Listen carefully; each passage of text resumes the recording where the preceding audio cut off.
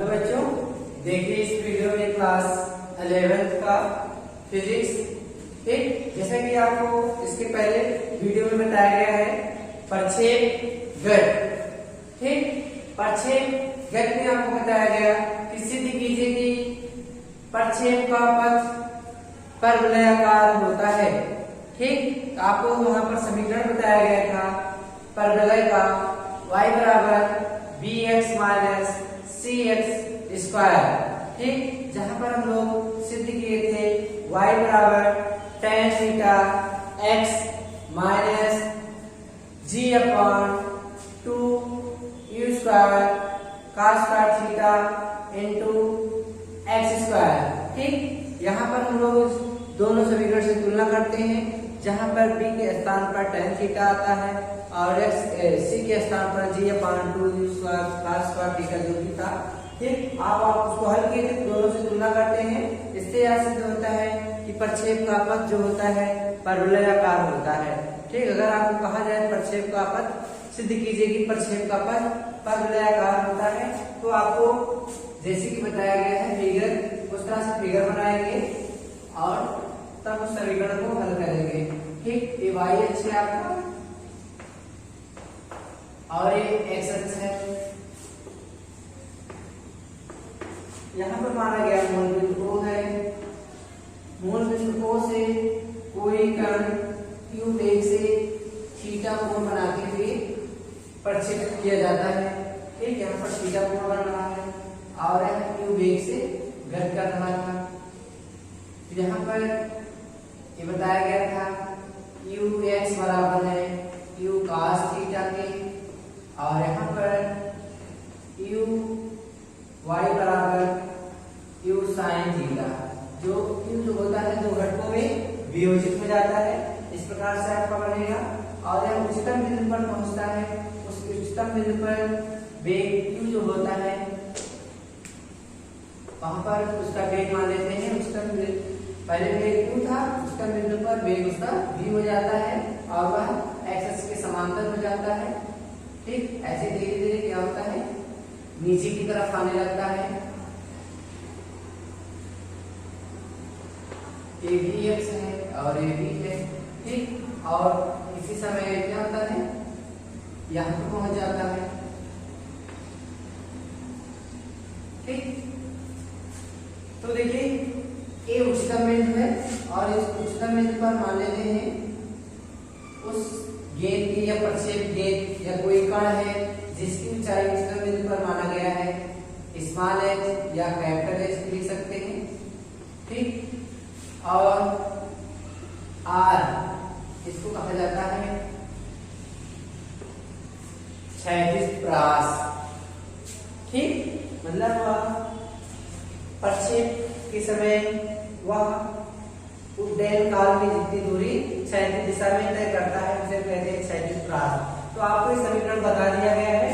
आज हम लोग पढ़ेंगे इसमें प्रक्षेप का उड्डयन काल। प्रक्षेप का उड्डयन काल।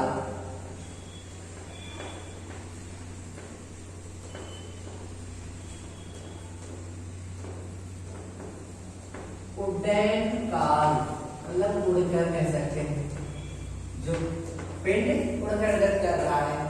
ठीक, तो प्रक्षेप का उड्डयन काल क्या है कि जैसे माना गया किसी वेग को u वेग से प्रक्षेपित किया जा रहा है, u वेग से फेंका जा रहा है, ऊर्ध्वाधर दिशा में फेंका जा रहा है। तो वह माना गया कि t समय में स्मॉल t समय में वह उच्चतम बिंदु पर पहुंच जाता है, उच्चतम बिंदु पर पहुंच जाता है और उच्चतम बिंदु पर बताया गया है कि उसका अंतिम वेग जो होता है 0 होता है। ठीक, तो उच्चतम बिंदु पर जब पहुंचता है तो वहां पर वो एक बार स्थिर होता है, फिर उसके बाद फिर पुनः नीचे की तरफ आने लगता है। तो उस समय उच्चतम बिंदु पर उसका वेग जो होता है 0 हो जाता है। पुनः फिर वह उच्चतम बिंदु से प्रक्षेपण बिंदु के क्षैतिज तल में गिरने लगता है। ठीक, जितने समय में वह उच्चतम बिंदु पर पहुंचता है उतने ही समय में वह पृथ्वी के मतलब यहाँ पर क्षैतिज तल पर नीचे आ जाता है। ठीक, यहाँ पर उड्डयन काल का मतलब होगा कि वह उसे प्रक्षेपित करने में कितना समय लगता है। ठीक, यहाँ पर लिखा जाएगा कि गेंद को प्रक्षेपित करने तथा उसको वापस पृथ्वी पर लौटकर आने में जितना समय लगता है उसे कहते हैं प्रक्षेप का उड्डयन काल। तो गेंद को प्रक्षेपित करने तथा उसको वापस पृथ्वी पर लौटकर आने में जो समय लगता है उसे कहते हैं प्रक्षेप का उड्डयन काल। ठीक, तो देखिए प्रक्षेप का उड्डयन काल क्या है।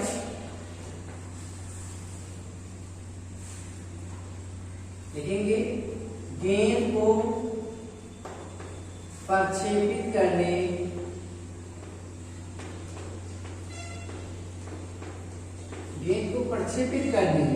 में मतलब फेंकने में, यहाँ तक उसके पर गेंद को प्रक्षेपित करने में तथा वापस लौटकर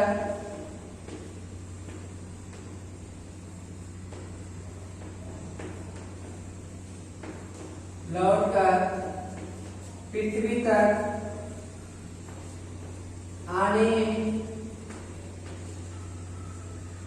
आने के बीच लगा समय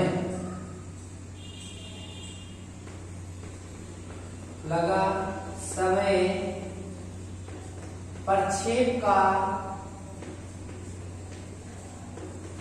उड्डयन काल कहलाता है। उड्डयन काल कहलाता है।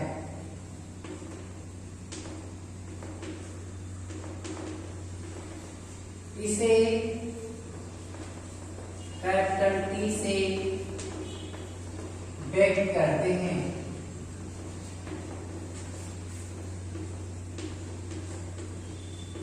तो देखिए गेंद को प्रक्षेपित करने में तथा वापस लौटकर पृथ्वी तक आने के बीच लगा समय प्रक्षेप का उड्डयन काल कहलाता है।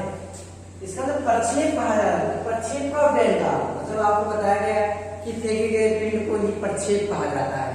फेंके गए पिंड को प्रक्षेप कहा जाता है। इसका मतलब यहाँ पर गेंद को फेंका जा रहा है और गेंद को ही कहा गया है प्रक्षेप। ठीक, तो प्रक्षेप मतलब गेंद को प्रक्षेपित करने में, फेंकने में किस दिशा में, ऊर्ध्वाधर दिशा में, जो एक परवलयाकार के रूप में हमें प्राप्त होता है। ठीक, तो गेंद को प्रक्षेपित करने में तथा वापस लौटकर पृथ्वी तक आने के बीच लगा समय प्रक्षेप का उड्डयन काल कहलाता है। ठीक, अब यहाँ पर लिखेंगे कि माना, देखिए फिगर को मिटा देते हैं। फिगर आपको बताया गया है।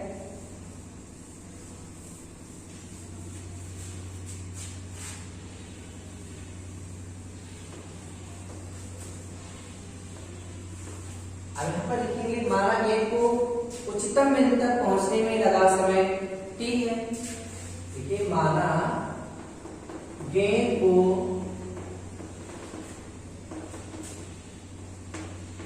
उच्चतम बिंदु तक पहुंचने में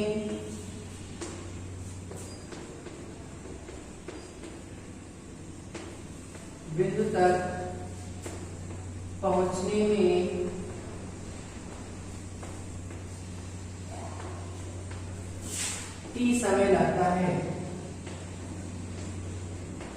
t समय लगता है। तो गेंद को अगर उच्चतम बिंदु तक पहुंचने में t समय लगता है तो उच्चतम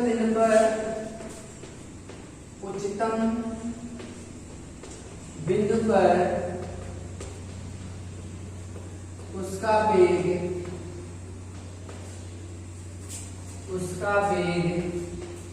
शून्य होता है।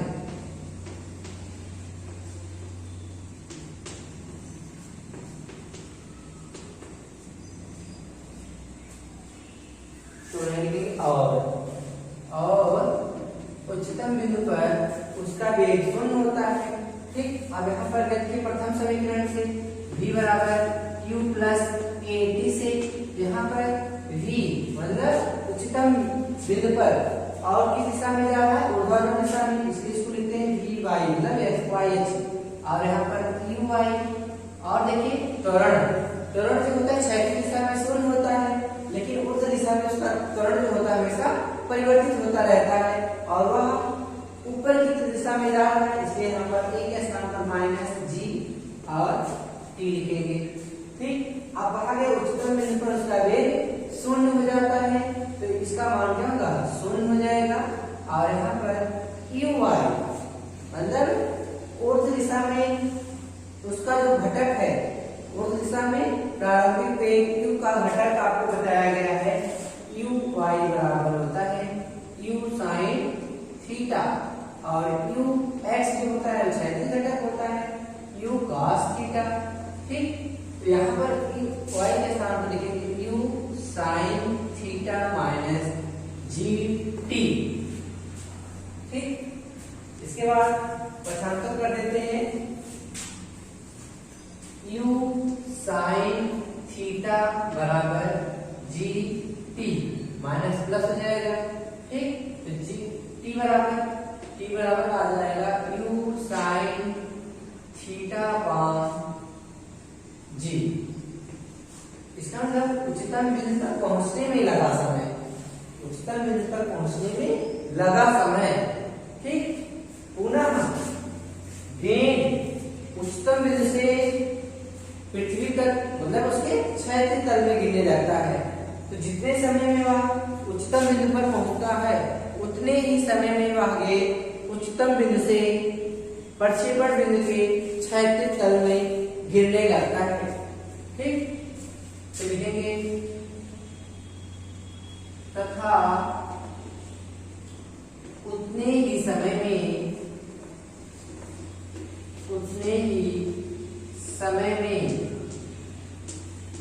प्रक्षेपित गेंद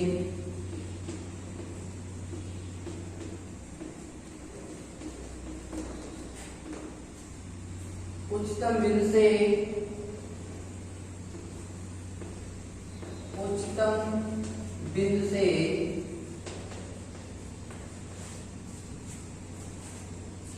प्रक्षेपण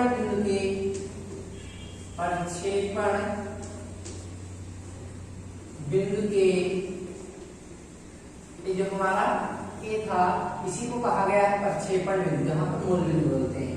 प्रक्षेपण बिंदु की क्षैतिज तल में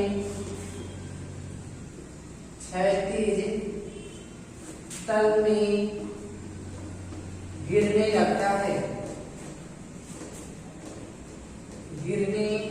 लगता है, मतलब उतने ही समय में प्रक्षेपित गेंद उच्चतम बिंदु से प्रक्षेपण बिंदु के क्षैतिज तल में गिरने लगता है या गिरता है, उतने ही समय में। इसका मतलब स्मॉल टी समय में वह पहुंचता है और स्मॉल टी समय में वह फिर पृथ्वी पे पहुंच जाता है, तो उसका उड्डयन काल, तो कुल समय बताया गया है। गेंद को प्रक्षेपित करने तथा वापस लौटकर पृथ्वी तक आने के बीच लगा समय को ही कहा जाता है प्रक्षेप का उड्डयन काल। मतलब टी समय लगता है जाने में और टी समय लगता है आने में, तो हो जाएगा आपका टी प्लस टी, तो हो जाएगा 2 स्मॉल टी। ठीक, यहाँ पर लिखेंगे प्रक्षेप का उड्डयन काल किससे व्यक्त करते हैं, कैपिटल टी से, और यह बराबर हो जाएगा 2 स्मॉल टी के। ठीक, टी बराबर 2 स्मॉल टी, और टी का मान हम लोग निकाले हैं। ठीक, यही मान रख देते हैं, तो टी बराबर आ जाएगा कैपिटल टी बराबर 2 और टी का मान है यू साइन थीटा अपान जी। तो प्रक्षेप का उड्डयन काल होता है कैपिटल टी बराबर होगा 2u sine theta upon small G. ठीक, इसी को कहा जाता है प्रक्षेप का उड्डयन काल। तो उड्डयन काल का फार्मूला यही है, देखिए कैपिटल टी बराबर 2u साइन थीटा अपान जी। अब हम लोग देखते हैं प्रक्षेप की अधिकतम ऊंचाई।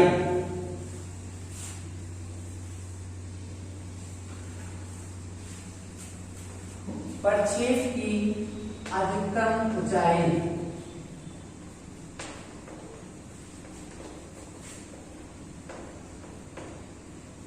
अधिकतम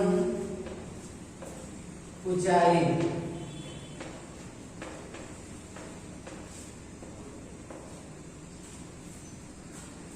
तो प्रक्षेप की अधिकतम ऊंचाई किसे कहते हैं?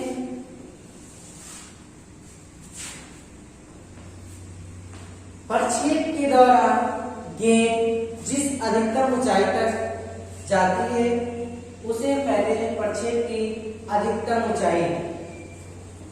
प्रक्षेप के दौरान मतलब जब हम गेंद को प्रक्षेपित करते हैं, फेंकते हैं, तो उस समय उच्चतम बिंदु यहाँ पर देखिए, प्रक्षेप के दौरान गेंद के उस उच्चतम बिंदु की ऊंचाई क्या कहलाती है? प्रक्षेप की अधिकतम ऊंचाई। यहाँ पर लिखेंगे प्रक्षेप के दौरान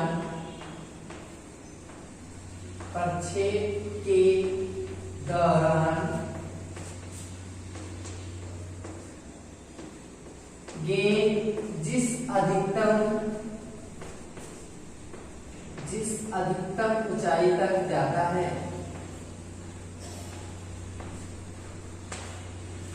अधिकतम ऊंचाई तक जाता है, उसे प्रक्षेप की अधिकतम ऊंचाई कहते हैं। प्रक्षेप के दौरान गेंद जिस अधिकतम ऊंचाई तक जाता है उसे प्रक्षेप की अधिकतम ऊंचाई कहते हैं। जैसे कि आपको फिगर में दिखाया गया है, अधिकतम ऊंचाई कहते हैं।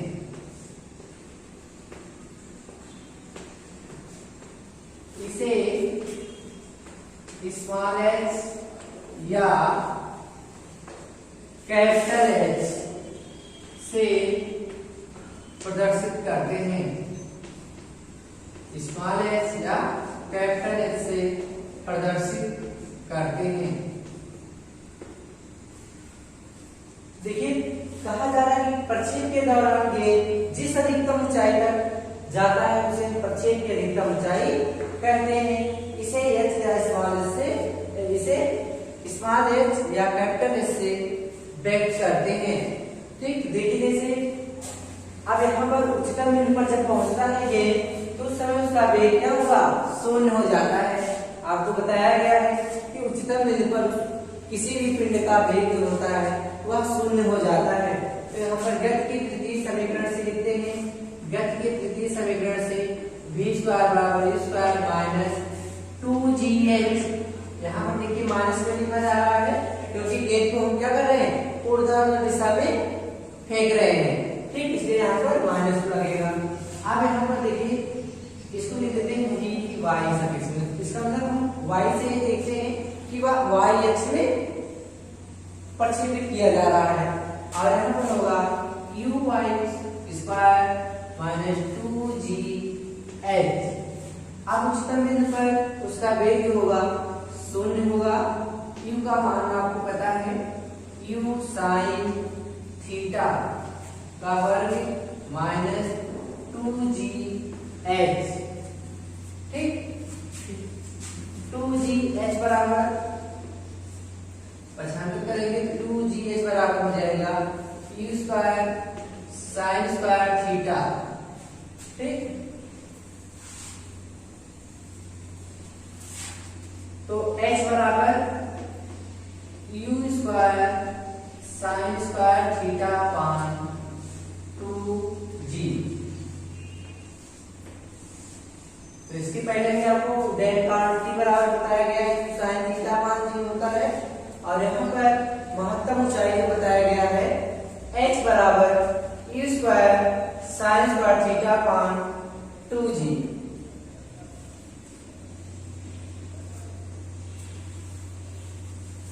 ठीक, देखिए यहाँ पर आपको पता होगा कि स्मॉल g का मान कितना होता है?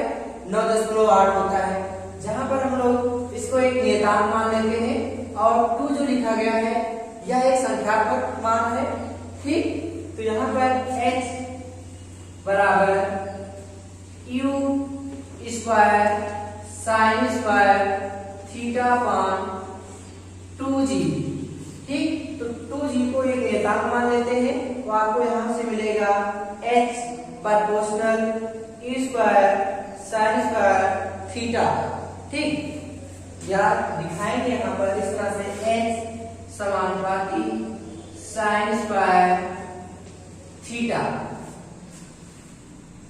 h समानुपाती साइन स्क्वायर थीटा, जहां पर e स्क्वायर अपान 2g एक नियतांक होगा।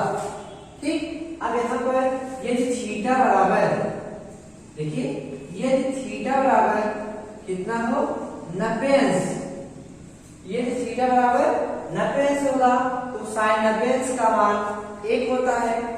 साइन 90 अंश का मान 1 जब होगा तो आपको h बराबर मिलेगा e स्क्वायर अपान 2g। इसका मतलब ये थीटा बराबर 90 अंश, तो उसकी महत्तम ऊंचाई तक प्रक्षेपित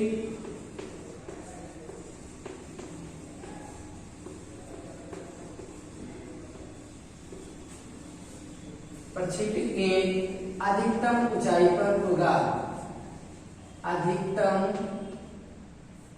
ऊंचाई पर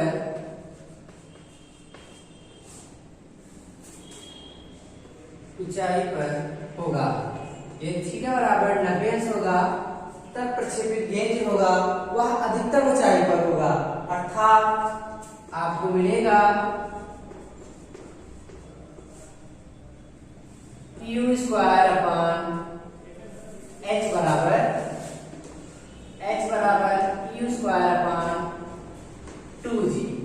ठीक, तो महत्तम ऊंचाई के लिए हम फार्मूला लिखते हैं h अपान ई स्क्वायर अपान 2g। कब होता है महत्तम ऊंचाई? जब थीटा का मान 90 अंश हो। ठीक, तो ये थीटा का मान 90 अंश होगा तो हमें h बराबर मिलेगा ई स्क्वायर अपान 2g। ठीक, ये आपका था प्रक्षेप की अधिकतम ऊंचाई। अब हम लोग देखते हैं प्रक्षेप की क्षैतिज परास या प्रक्षेप का परास। परास का मतलब है दूरी। ठीक, ये अपने उड्डयन काल के समय में वह क्षैतिज दिशा में कितनी दूरी तय करता है। प्रक्षेपित गेंद जो है वह उड्डयन काल में जितनी क्षैतिज दिशा में दूरी तय करती है उसे हम कहते हैं क्षैतिज परास या प्रक्षेप का परास। ठीक, तो देखिए प्रक्षेप का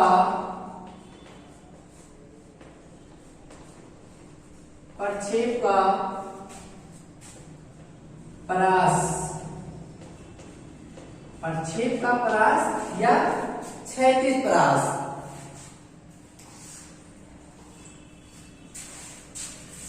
इसे देखिए कैपिटल आर से व्यक्त करते हैं। ठीक, रेंज मतलब दूरी। ठीक, जब हम लिखेंगे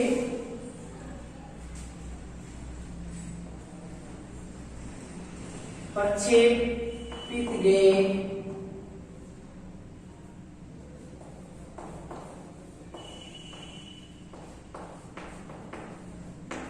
अपने उड्डयन काल के समय में, उड्डयन काल के समय में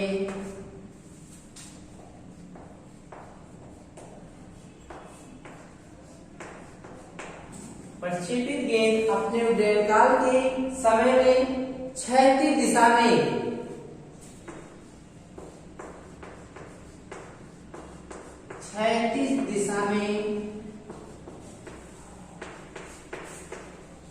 जितनी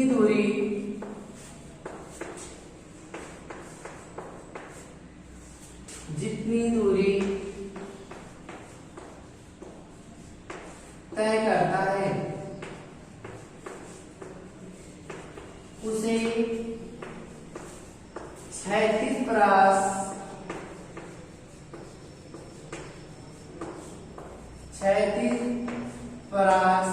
या प्रक्षेप का प्रक्षेप का परास कहते हैं।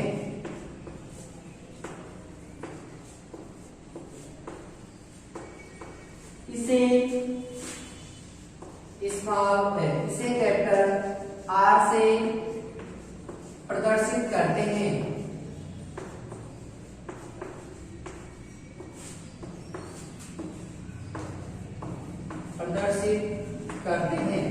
ठीक, अब देखिए इसे कैपिटल R से प्रदर्शित करते हैं। आपको बताया गया कि R मतलब परास, रेंज, दूरी। ठीक, तो आप जानते हैं दूरी बराबर क्या होता है, 4 गुणे समय होता है।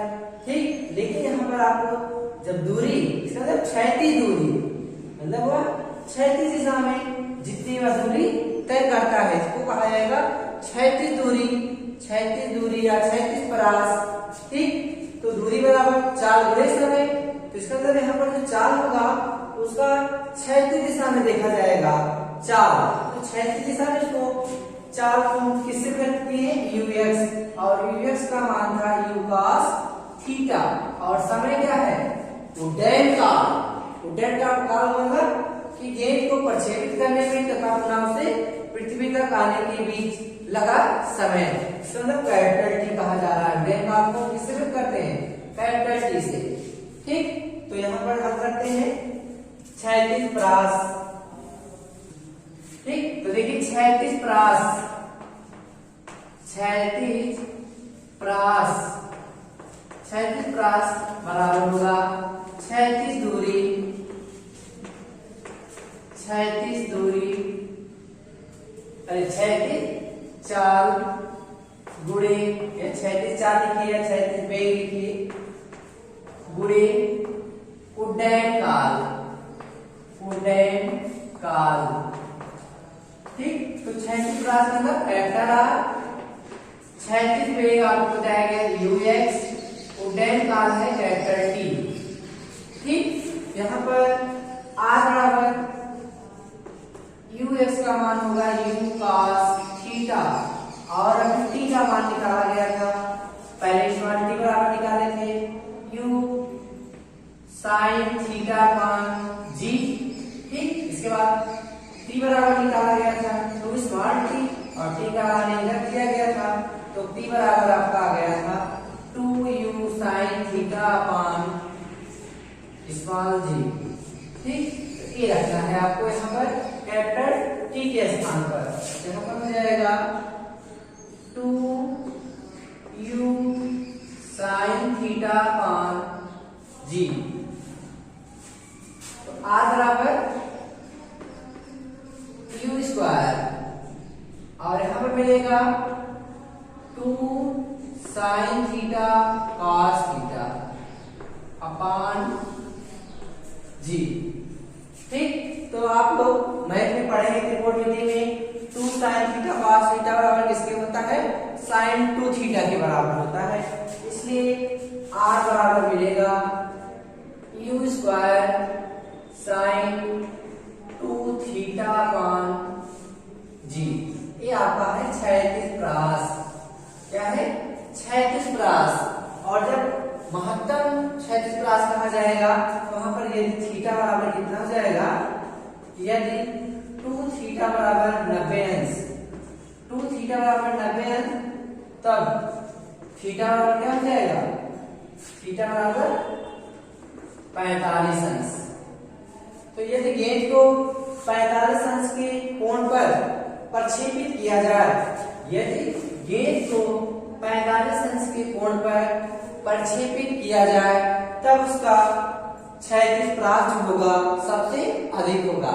इसमें पूछा जाता है कि क्षैतिज परास में कि कितने अंश के कोण पर गेंद को प्रक्षेपित किया जाए कि उस समय उसका क्षैतिज परास सबसे अधिकतम हो, तब कितने अंश पर होगा, 45 अंश पर। तो ऊंचाई जो होगा 90 अंश पर होगा सबसे अधिक, और जो दूरी होगी क्षैतिज परास होगी वह थीटा बराबर 45 अंश पर सबसे अधिक होगा।